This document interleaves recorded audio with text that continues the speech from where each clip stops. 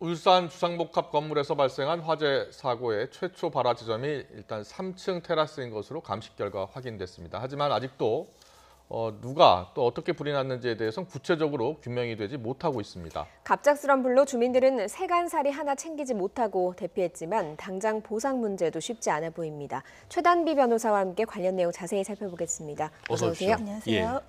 워낙 큰 불이 났습니다. 네. 그리고 이재민이 벌써 260명입니다. 이분들이 지금 이제 비즈니스 호텔 같은 곳에서 이제 머물고 계시는데요. 네. 또 이게 호텔이다 이런 또 논란이 있었어요. 근데 울산시는 이게 호텔이 아니고 거의 모텔급이다라고 밝히면서 이재민에 대한 편의 제공하도록 돼 있는 기준에 맞춰서 했다라고 했거든요. 네. 실제로 어떻습니까? 그러니까 일단 이게 처음에 논란이 된 것이 이제 국민청원이 올라왔습니다. 예. 그래서 왜 이런 화재, 개인적으로 개인 건물에 화재가 난 것에 대해서 시에 세금이 들어가야 되는 것이냐. 이것은 시공사라든지 아니면 보험회사가 해줘야 되는 것이 아니냐 이러한 국민청원을 논란이 됐었는데 예. 여기에 대해서 말씀하신 것처럼 이 시에서는 이것이 법률적인 근거가 있는 편의 제공이다 이렇게 네네. 얘기를 하고 있습니다. 예. 그러니까 재해구호법에 따르면 재해구호기금 집행 지침이라는 것이 있는데 예. 재해구호의 기금을 지급하는 데 해당이 된다라고 하면 주거비는 하루 6만 원 그리고 급식비, 식비로 한 끼당 8,000원 그렇게 해서 세 끼니까 24,000원, 예. 84,000원 내에서 매일 이제 지급을 할 수가 있고 예. 그 지침에 따라서 지급하는 것이고 지금 만약에 숙식을 하고 있는 것이 그것보다 넘는다면 예. 그 차액 부분은 개인이 지급하도록 되어 있기 때문에 지침상 근거가 있다라는 것이고요. 예. 또 여기에다가 보통은 우리가 재해가 나면 뭐 체육관이나 이런 데 시설을 마련해 주는데 네. 왜 그럼 이번에는 호텔이냐, 그러니까 뭐 모텔급이라고 하더라도 왜 호텔이라는 곳에서 별도로 숙박을 하느냐에 대해서는 울산시에서 행정안전부가 지침을 내렸는데 네. 지금 이 코로나19이기 때문에 이러한 재해구호와 관련되어서는 별도로 되어 있는 독립된 공간에 생활할 수 있는 주거를 우선적으로 고려해라라는 예. 지침에 따라서 해당 숙박업소와 협약을 맺었다 예. 이렇게 얘기를 하고 있고요. 예. 해당 근거는 있다라는 울산시의 입장이 틀린 것은 아닌 것으로 보입니다. 예, 그렇군요. 앞서 그 말씀하신 이번 화재를 천재지변과 같은 사례로 볼 수 있느냐 이 부분이 좀 논쟁 네. 중이긴 합니다. 재해구호법 상에는 이재민이 어디까지가 이재민인지 또 얼마나 도와줄 수 있는지 좀 규정된 게 있습니까? 네, 그러니까 일단 이 재해구호법에 따르면 재난 및 안전관리 기본법에서 재난을 입은 사람을 이재민이라고 부릅니다. 네. 그럼 과연 재난이 무엇이냐? 이것이 재난 및 안전관리 기본법에 나오는데 예. 이 법에 따르면 재난이 자연재난과 사회재난으로 구분이 돼요. 그러니까 이번에 왜 천재지변도 아닌데 도와주느냐? 이 천재지변은 자연재난에 포함된 네. 겁니다. 예. 뭐 폭우가 온다든지 아니 그런 것도 태풍이 온다든지 그런데 지금 이번의 화재는 이 재난 및 안전기본법에 따른 사회재난에 들어가 있어요. 예. 이 사회재난 같은 경우에는 화재나 붕괴, 폭발사고, 뭐 지하철 사고 이런 것들, 해상사고 이런 것들에 따라서 일정 규모 이상의 피해를 입은 사람을 이재민이라고 부르는데 네. 화재와 관련된 경우면은 예를 들자면은 아예 건물이 유실되거나 붕괴됐다. 예. 아니면 이번 사건은 이 건물이 수리하지 않고서는 도저히 주거가 불가능할 정도의 피해를 입었다. 예. 이러면 이재민으로 보거든요. 그래서 예. 일단 이재민 현재는 지금 거의 안에서 주거로 생활하기가 어려울 정도로 보이기 때문에 재난 및 안전관리 기본법에 따랐을 때 이재민에는 포함이 될 것으로 보이고 예. 그 범위를 어디까지 보상하냐는 해당 법이라기보다는 그 아래 지침에 나와 있고요. 네. 지침은 앞서서 말씀드린 것처럼 하루에 숙박비 6만 원 그리고 식대는 일일 3식을 했을 때는 24,000원. 예. 그래서 84,000원의 범위 내에서 지원하고 있다. 이렇게 보고 있습니다. 예. 알겠습니다. 이제 천재지변은 아니더라도 이게 사회적 재난에 속할 것 같다라는 말씀 해주셨고요. 그리고 이제 최초 발화 지점이 일단 확인이 됐습니다. 이제 화재 원인을 잘 네. 밝혀내야 될 텐데요. 이 보상 문제와 연결돼 있으니까요. 근데 방화냐 아니면 또 뭐 실화냐 여러 조사 결과에 따라서 당연히 이 보상도 다르겠죠. 네. 이 지금 발화점은 뭐 한 3층 발코니다라고 알려졌는데 아직 정확한 이 발생 원인을 파악하기가 어려운 예. 상황이라고 합니다. 예, 왜냐하면 예. CCTV도 지금 확보가 어렵고 목격자 진술도 제대로 확보하기 어렵기 때문인데 이게 왜 발생 원인이 중요하냐면 말씀하신 것처럼 방화냐 실화냐에 따라서 보상 여부라든지 아니면 보험사가 지급하는 범위 등이 달라질 수가 예. 있어요. 예를 들자면 방화 같은 경우에는 그 방화를 한 사람이 있을 거예요. 방화 네네. 책임자. 그 사람이 모든 관련된 배상 책임을 다 지게 됩니다. 그래서 보험회사나 아니면 시가 지금 먼저 지급을 한다 하더라도 해당 관계자에 대해서 구상권을 청구할 수가 있어요.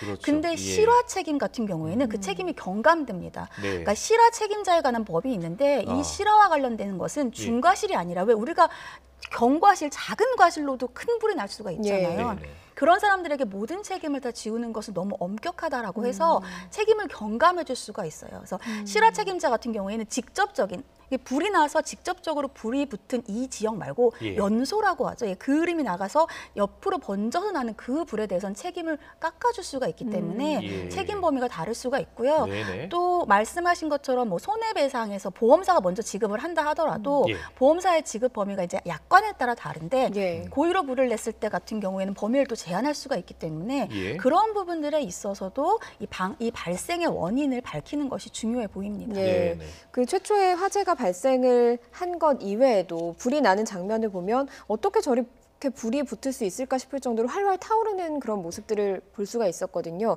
그러면 그 건물의 소재라든가 가연성 접착제 때문에 불이 더 확산이 됐다면 그런 과정에서 건설 업체가 좀 문제가 있었다, 불법이 있었다라고 한다면 그런 부분에 대해서도 책임을 질 수 있는 겁니까? 일단 말씀하신 것처럼 왜 이렇게 불이 이제 급속도로 번졌을까에 대해서 이제 그 당시 건물의 외벽에 있는 재질이 문제가 있는 게 아니냐 최초에 이런 지적들이 예, 있었습니다. 근데 이 시공사 같은 경우에는 두 가지의 책임 소재를 볼 수가 있는데 하나는 네. 건물 자체 이제 하자 보수와 관련된 부분이에요. 예. 건물에 어떠한 하자가 있다라고 하면 보수를 해줄 책임이 있는데 이것은 입주하고 10년입니다. 근데 해당 건물은 지금 지은 지 10년이 훨씬 넘어서 11년이 이상이 됐다라고 알려져 있어서 보상 이게 시공사의 그런 하자 보수는 어려울 거로 보이고요. 그럼 두 번째는 건축법 위반. 예. 건축법에 따라서 일정한 재질이라든지 일정한 규격에 맞추어서 어떤 건물을 지어야 되는데 그렇지 않다라고 하면 해당 시공사의 책임을 물을 수가 있겠죠. 네. 근데 이 건물에 지금 말씀드린 것처럼 지은 지가 한 10년 이상이고 예. 아직 구체적으로 조사 결과가 나온 것은 아니지만 네. 지금 뭐 언론 보도들에 따르면 해당 건물이 건축법 위반으로 지어졌다고 보기는 또 어렵다라는 예. 내용들이 예. 있어서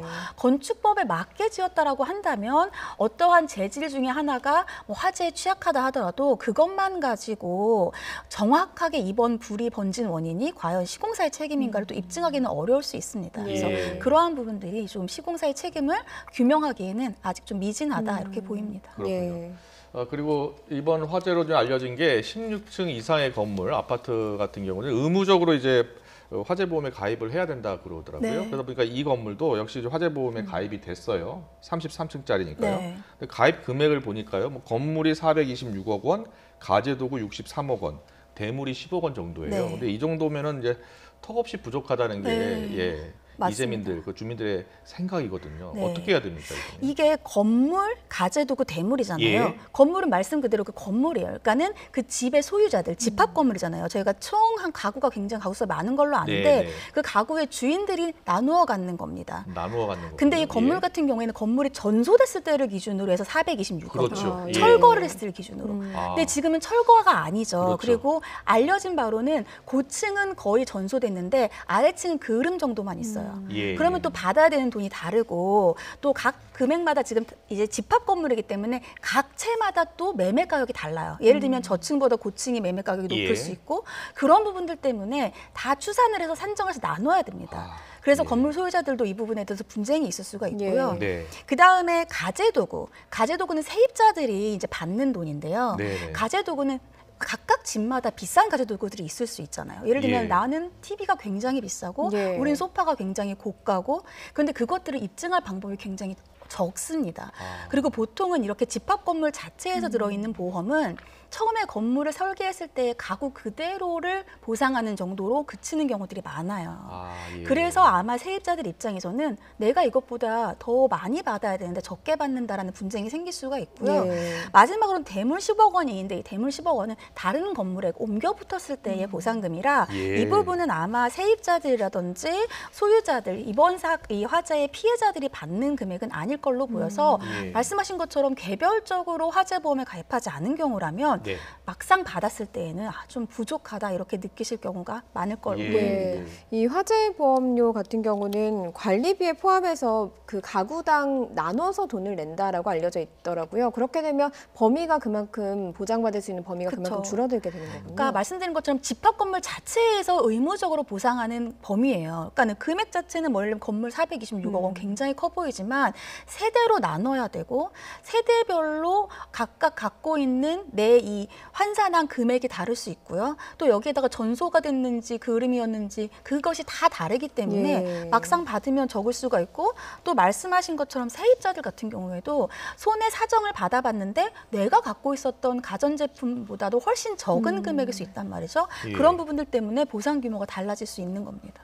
예. 네. 그리고요, 집 주인도 살고 계셨을 수 있고 또 월세나 전세 세입자도 있잖아요. 그럼 세입자 같은 경우에는 어떻게 보상을 받을 수 있습니까? 그러니까 예전에는요, 예. 세입자는 보상을 못 받고 무조건 이제 집주인에다 보상을 받은 다음에 세입자가 집주인한테 청구를 해서 받는 형식이었어요. 네. 근데 네. 이것이 이제 약관이 문제가 있다라고 해서 약관이 바뀌었습니다. 아, 그렇습니까? 예. 그래서 이제는 건물보상금은 그 건물보험금은 이제 소유자가 받고 예. 가재보험금, 가재도구 보험금은 이제 세입자가 받게 돼서 세입자도 받을 수가 있는데, 근데 세입자가 이 가재도구 보상금이 아마 굉장히 부족할 거예요. 예. 그래서 반드시 본인이 아니면 집주인이 화재보험을 가입했는지를 한 번 더 확인해 보시는 것이 필요해 보입니다. 네. 네, 네. 그 세입자의 경우에는 보증금 문제가 좀 걸려 네. 있을 것 같습니다. 사실 그 세입자가 다음 세입자로부터 보증금을 받아서 나오는 경우가 많은데 이번 경우는 다음 세입자가 들어올 수 없는 경우잖아요. 그러니까 사실은 다음 세입자가 들어와서 보증금을 내주는 것은 그냥 관행일 뿐이지 네. 세입자가 나가면 당연히 보증금을 내줘야 되는 겁니다.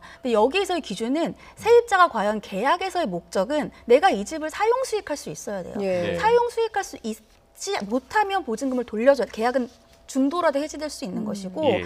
만약에 계속해서 사용 수익을 할 수 있으면 그 흐름이 좀 있더라도 계약 기간을 채우고 나와야죠. 아. 네. 예를 들면 고층 같은 경우에 지금 알려진 바로는 거의 전소가 돼서 예. 사람이 살 수 없는 정도다. 그러면 계약을 지금 바로 해제하고 그냥 사용 수익을 할 수 없으니까 예, 예. 그리고 이제 보증금 돌려받을 수가 있는데 저층이면은 좀 연소가 되고 그 흐름이 있어서 살기가 어렵고 스프링클러가 지금 터졌기 때문에 물이 바닥에 흥건하고 살기가 어렵다 하더라도 그 부분은 계약을 해제하기가 어려울 수도 있습니다. 아. 그래서 그 자신이 갖고 있는 그 집이 과연 내가 살 수 있는 집이냐 그 정도를 판단을 해서 살 수가 없다라고 하면 보증금을 돌려받을 수가 있습니다. 네, 알겠습니다. 자, 울산 주상복합 화재 이제 피해자 보상 관련 내용을 최단비 변호사와 함께 자세히 들어봤습니다. 말씀 잘 들었습니다. 고맙습니다. 고맙습니다.